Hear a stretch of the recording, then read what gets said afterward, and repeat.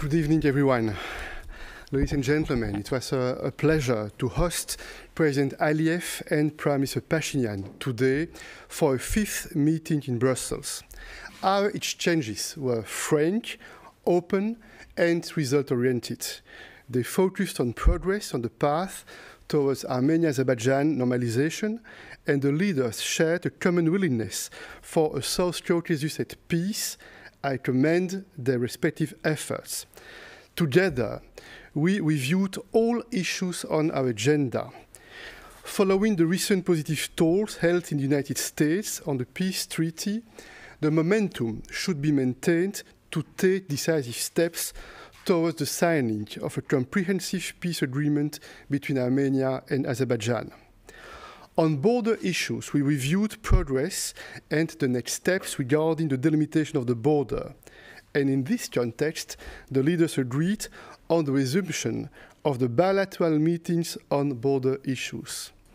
The leaders confirmed their unequivocal commitment to the 1991 Almaty Declaration and the respective territorial integrity of Armenia, 29,800 square kilometers, and Azerbaijan, 89,600 square kilometers. The ultimate delimitation of the border will be agreed through negotiations. On connectivity, the sides made clear progress in their discussions, aimed at unblocking transport and economic link in the region. Positions on this topic have now come very close to each other, in particular on the reopening of the railway connections to and via Nakhchivan. Their respective teams have been tasked to finalize an in-principle agreement on the modalities for the opening of the railway connections and the necessary construction works together with a concrete timetable. They also agreed to draw upon the support of the World Customs Organization in supporting this work. On humanitarian issues, there has been an understanding that further detainees would be released in the coming weeks.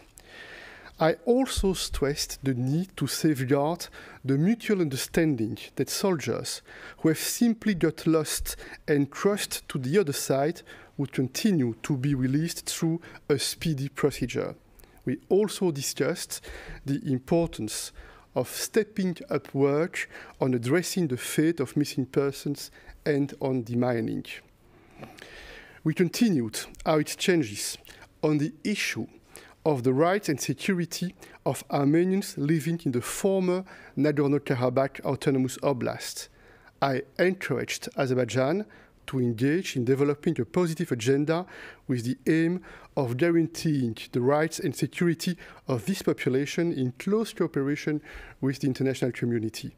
I also raised the need for transparent and constructive dialogue between Baku and this population. I believe that it is important to refrain from hostile rhetoric. It's important to engage in good faith and show leadership to reach mutually acceptable solutions. The EU has no hidden agenda.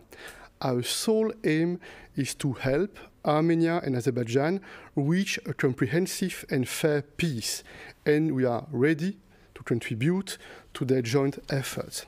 And that's why we have agreed to hold the Brussels meetings as often as necessary. Leaders will meet again in Brussels in July, and as was already announced publicly, we'll also meet again in the very near future, together with President Macron of France and Chancellor Scholz of Germany, on the margins of the second European Political Community Summit in Chisinau, and I also intend to invite the leaders for another such meeting in the margins of the third EPC Summit in Grenada in October. I thank you.